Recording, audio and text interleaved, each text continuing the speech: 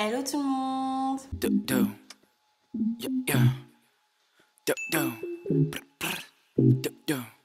Hello tout le monde, j'espère que vous allez bien. Alors aujourd'hui dans cette vidéo, on va plutôt parler de nuisibles, de thrips et d'acariens. Comment je fais pour les détecter et comment je fais pour m'en débarrasser. Mais avant ça... Merci à tous, on a atteint la barre des 1000 abonnés sur cette chaîne. Je peux vous dire que je m'y attendais vraiment pas. Merci pour vos commentaires, pour vos conseils, vos partages, vos inspirations, pour tout ce que vous m'avez apporté depuis le début de cette chaîne. Et je tenais vraiment à vous remercier pour ça. J'ai tellement de choses à dire. Par contre, du coup, ce que je vous propose, c'est de faire une FAQ dans une prochaine vidéo. Donc, si vous avez des questions, que ce soit sur moi, sur les plantes ou sur autre chose que sur les plantes, posez-moi toutes vos questions en commentaire. J'y répondrai dans une prochaine vidéo. Ou sinon, je ferai une story Instagram en même temps que je poste cette vidéo, avec un petit onglet là où vous pouvez poser vos questions et j'y répondrai. D'ailleurs, donc comme on a atteint les 1000 abonnés, et ben la fameuse plante des 1000 abonnés est enfin là. Il s'agit de mon Alocasia watsoniana, ici présente. Enfin, et pour vous dire la vérité, elle est arrivée juste avant que j'atteigne les 1000 abonnés. Le fait qu'elle soit en serre, franchement, ça l'a boosté de fou. Mais j'ai galéré, vraiment j'ai galéré. Je suis hyper contente parce que c'est une plante que je voulais depuis super longtemps, mais vraiment ça fait des mois que je la voulais. J'avais acheté 3 tubercules en provenance d'Indonésie, mais j'ai failli les perdre plusieurs fois à cause de la pourriture. Ah, et j'oubliais, avant de passer du coup au sujet sur les thrips et les acariens, petit update sur mes 2 autres tubercules d'Alocasia. Donc on a celui-ci qui a quand même bien avancé, avec un grand départ et un autre juste ici. Voilà, et le troisième, ben voilà, sa feuille arrive qui est quand même, je pense, beaucoup plus grande que celle-ci, donc je suis plutôt contente. À voir, là aussi, juste ici, je sais pas si on va voir, il y a un nouveau départ et un autre ici sur le côté. Et au terme de système racinaire, bah, ça avance tout doucement, mais c'est pas encore ça. Mais en tout cas, voilà, je vais avoir 3 watsoniana à la maison et puis j'attends qu'elles sortent en fait bien pour essayer de faire un jeu concours. On va commencer cette vidéo en parlant des thrips. Alors les thrips, c'est vraiment le nuisible numéro 1 chez moi, celui qui est le plus ravageur et celui qui me pose le plus de problèmes. Si vous avez vu ma précédente vidéo sur mes 5 plantes favorites du mois de juin, vous avez parlé de mon Omalomena Maggie qui est à l'origine de tout. C'est à cause de cette plante-là que j'ai eu des thrips chez moi. D'ailleurs, généralement, quand on se pose la question de d'où viennent les thrips, c'est parce que vous avez ramené une plante à la maison qui en avait et vous ne l'avez pas vue. Elles sont tellement petites, c'est tellement des fois difficile à les voir. C'est pour ça qu'il est conseillé que quand vous ramenez une plante chez vous, de l'isoler, de la mettre en quarantaine, de la traiter et de la mettre après dans votre collection quelques jours ou voire quelques semaines après. Comme ça, au moins, vous êtes sûr qu'elle est débarrassée de toute forme de nuisible. Sinon, les thrips, qu'est-ce que c'est? En fait, ce sont des petits insectes de couleur, de différentes tailles, mais généralement, les larves, elles sont blanches en forme de grain de riz et elles bougent. Elles se logent, donc là, je vous prends l'exemple de ma Maranta kirschovana qui a subi une attaque de thrips pas plus tard que ce mois de juin. Là, elle va mieux parce que je vous dis, j'ai quasiment tout coupé. Il restait peut-être 2-3 feuilles, pas plus. Et je suis dégoûtée parce qu'elle avait commencé à être vraiment très grande, mais voilà, les thrips sont arrivés et elles l'ont mangée. Donc les thrips, chez moi toujours, généralement elles s'installent à l'arrière. Vous verrez souvent c'est plutôt les larves. J'ai pas encore vu vraiment de taille adulte. Chez moi j'ai déjà vu celles qui sont juste avant le fait qu'elles sont en taille adulte. Mais généralement c'est que des larves que j'ai. Donc elles s'installent soit à l'arrière, soit à l'avant, ou alors elles se baladent comme ça le long du pétiole. Mais le pire, c'est quand elles se logent comme ça dans des interstices, j'arrive pas à le dire. Quand elles se logent dans des petits endroits ici à la base du pétiole, comme là, c'est hyper difficile de les voir quand elles se logent dedans. Et elles peuvent y rester là pendant des semaines et du coup vous les voyez pas et votre plante se meurt petit à petit. Le but des thrips c'est très simple, hein, c'est de manger le maximum, de sucer on va dire le maximum d'énergie de votre plante. Mais vous pouvez quand même voir, il y a quand même des signes avant-coureurs qui font que vous voyez que votre plante, elle n'est pas en bonne forme et qu'elle est attaquée. Moi, chez moi, comment je vois ça? Déjà, c'est simple. Premièrement, il y a l'apparition de jaunissement sur les feuilles. Des espèces de taches jaunes entourées de petits pics, de petites piqûres marron qui sont réparties comme ça sur la feuille à des endroits totalement non uniformes. Voilà, c'est pas un jaunissement uniforme qui arrive voilà le long de la feuille et après qui s'élargit pour dire que c'est un vieillissement. Non, vous pouvez avoir une tache comme ça jaune en plein milieu et après des petites piqûres. Ça, je sais que c'est un signe numéro 1 pour moi que les thrips sont en train d'attaquer. Autre signe, et c'est celui-ci pour moi qui est le plus, comment dire, où je sais voilà qu'il y a des thrips, c'est les nouvelles feuilles. Quand je vois qu'il y a des nouvelles feuilles qui apparaissent et qui sont marron, pas belles, mais vraiment très très très moches, ça c'est sûr à 200% qu'elles sont attaquées par des nuisibles. Ça maintenant je le sais. Et le pire dans tout ça, c'est que par exemple quand vous avez une nouvelle feuille, comme ici avec ma Kerschovana, qui arrive et que vous voyez que la feuille commence tout doucement à flétrir, à devenir marron, sans aucune raison, je lui dis je l'ai arrosée normalement, elle est toujours sur sa place au niveau d'exposition, ça va. Ne soyez pas étonnés qu'il y ait des thrips à l'intérieur. Moi, j'ai eu beaucoup ça avec mes Monstera. Mes Monstera, que ce soit la Deliciosa ou que ce soit ma Monstera Albo Variegata. Et évidemment, ma Maranta. Quand celle-là arrive, alors qu'est-ce que je fais généralement? Donc déjà d'une, je coupe la nouvelle feuille, hein, tant pis, c'est pas grave. Je préfère la couper et la laisser tranquille. Je rince la plante avec un bon jet d'eau. Je n'oublie pas de protéger le terreau parce que les larves elles vont tomber dessus, donc elles vont pas être forcément mortes. Après, je frotte bien l'arrière des feuilles pour retirer le maximum parce que, comme je vous l'ai dit, on peut voir les larves à l'œil nu. Mais il y a d'autres, elles sont des fois tellement minuscules qu'on ne les voit pas. Donc n'hésitez pas à frotter comme ça l'arrière des feuilles pour retirer un maximum. Ensuite, je traite et pour ça, j'utilise en fait le Solabiol insecte polyvalent. La vidéo n'est pas sponsorisée, je le dis. Mais je trouve que pour le moment, c'est le meilleur insecticide qui marche très très très bien. Une seule application et vous n'avez plus de thrips. Par contre, c'est un traitement.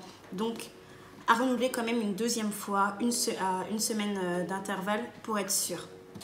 Et moi, ce que je fais, c'est que quand je vois qu'il y a une plante qui est attaquée, je m'occupe de toutes les plantes. Mais vraiment, ça me prend énormément de temps, mais je le fais systématiquement parce que le problème, c'est que les thrips, même si vous en voyez sur une plante, généralement, vous avez d'autres plantes qui sont aussi attaquées. Et comme elles sont minuscules, vous les verrez peut-être que trop tard. Vous avez aussi une autre méthode pour lutter contre les thrips de manière efficace, c'est avec des insectes. Les insectes bio, gentils, voilà. Que de mieux qu'un insecte pour lutter contre un autre insecte. Par contre, moi, je ne pourrais pas vous parler ou faire un retour d'expérience dessus parce que je ne les ai pas testés chez moi. Tout simplement parce que j'ai du mal avec les insectes et aussi parce que je trouve qu'il faut avoir une grosse infestation de thrips pour que vos insectes puissent avoir de quoi manger et être efficaces. Enfin, vos insectes gentils. Je pense que vous avez d'autres comptes, vous avez des comptes sur Instagram ou même sur... Je ne sais pas s'il y a des vidéos sur YouTube qui parlent de ça. Je ne crois pas, j'en ai pas vu. Peut-être qu'il y en a, mais moi j'en ai pas vu. Ah oui, tout ce qui est savon noir. Alors le savon noir, moi je trouve que c'est beaucoup plus efficace en préventif qu'en curatif. Tout simplement, moi j'ai testé le savon noir après mon attaque que j'ai eue l'hiver dernier. J'ai fait des traitements au savon noir sur mes plantes tous les mois. Un peu moins au mois de juin, j'avoue, et un peu moins au mois de mai. Mais le fait d'avoir fait ça, eh ben, j'ai pas eu de thrips pendant plusieurs mois. Mais c'est pas avec du savon noir que vous allez réussir à vous débarrasser des thrips. Sauf si vous mettez, je crois, et encore, non, franchement non. Non, même si vous augmentez, on va dire, le dosage de savon noir, ça va pas être efficace à 200%. C'est mieux de prendre un insecticide bio, des insectes, ou alors partir sur la terre de diatomée, mais de manière régulière et voilà, tel un traitement, voire jusqu'à que il y ait plus de thrips. Mais surtout, comment je sais que j'ai plus de thrips à la maison? C'est tout simplement en regardant les nouvelles feuilles. Quand je vois que les nouvelles feuilles sont saines, qu'il n'y a pas de piqûres, qu'il n'y a pas de taches marron ou jaunâtres, et voilà, je sais que ma plante, elle est repartie. Ce qui nous amène à notre deuxième sujet qui sont les acariens. Ces calamités-là, je trouve qu'elles sont encore plus vicieuses que les thrips dans le sens où quand elles attaquent et que l'attaque est bien avancée, qu'elles ont bien fait leur travail, on va dire, et ben c'est difficile de sauver la plante. D'ailleurs, les acariens, qu'est-ce que je pourrais dire? Il est souvent dit que les acariens aiment s'attaquer aux plantes dufteuses. Mais pas que. Chez moi, ils se sont attaqués à mon mamey, qui est quasiment mort. Enfin, je vais vous le montrer d'ailleurs. Donc le voici, voilà tout ce qui reste. Je suis dégoûtée, mais genre dégoûtée. Après, c'est pas très grave parce que comme je vous l'ai dit dans mon précédent vlog où justement je vous parlais du fait que mon mamey avait été attaqué par les acariens, je l'ai coupé en 3, même 4 tronçons. Donc ça, c'était la feuille qui restait. Là, je vois que déjà, il commence à être un peu bombé, donc une nouvelle feuille est en préparation. Ce tronçon-là, je ne sais pas ce qu'il en est, pour vous dire la vérité, je n'ose même pas le retirer pour l'instant, je le laisse tranquille. Là, j'ai un 3e tronçon qui est en train de repartir. Je vais, voilà, ici avec la nouvelle feuille.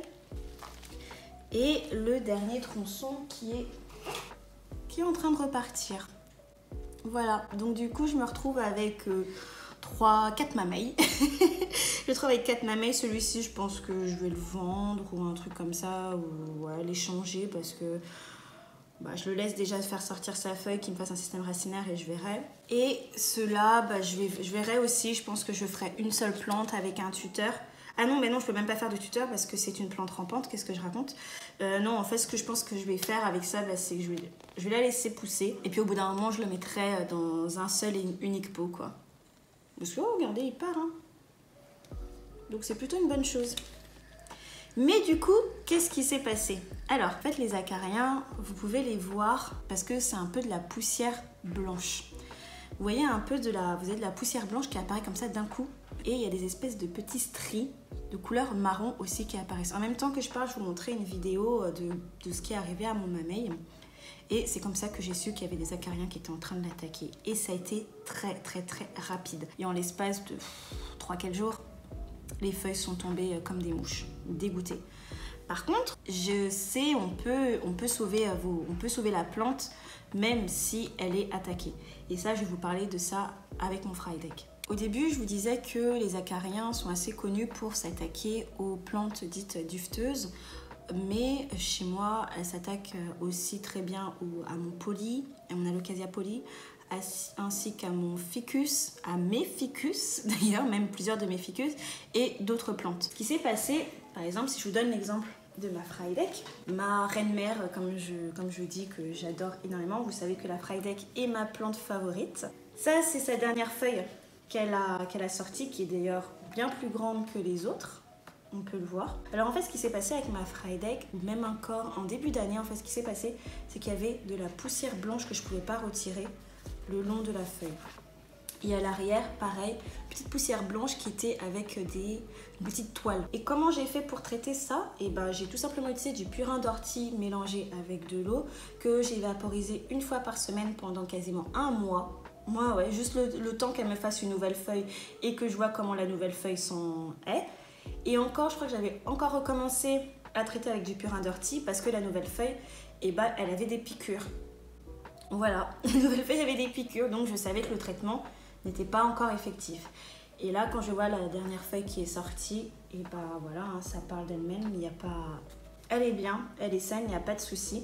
Mais ça a marché et je suis contente de me dire que si j'utilise du purin d'ortie, ça peut chasser les acariens. Et un dernier point que je n'ai pas dit et qui pour moi est assez important, c'est de ne pas hésiter à doucher vos plantes au moins une fois par mois. C'est long, c'est fastidieux, surtout si vous avez une grosse collection, mais au moins ça vous permettra de faire aussi du préventif, de retirer tout ce qui est poussière, nuisible ou autre sur les feuillages de vos plantes. Ne pas hésiter à les nettoyer, à mettre un coup de chiffon quand même de temps en temps, un bibet d'eau ou un bibet de savon noir.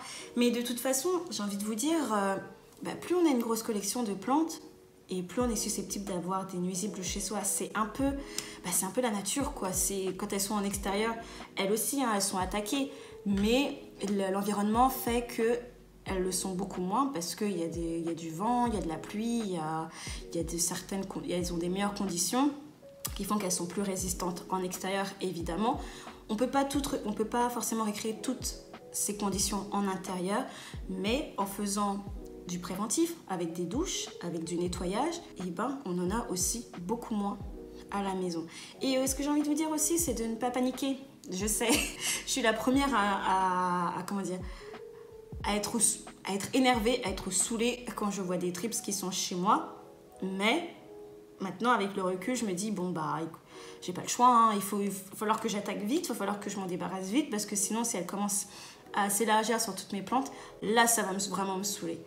Donc prenez de la patience, isolez votre plante, traitement, jusqu'à que vous voyez la nouvelle feuille est de nouveau belle et qu'il n'y a pas de souci. Et surtout, bah, on observe ces plantes quasiment tous les jours. Mais moi, j'observe mes plantes tous les jours. Dès que je vois qu'il y a le moindre souci, parce qu'à force de les observer, de les regarder, bah, je les connais une à une. Je sais que hier, il n'y avait pas cette petite tache qui était là. Qu'est-ce qui se passe? Ça me permet de tout de suite agir. Mais voilà, l'observation, c'est la base. L'observation, c'est la base.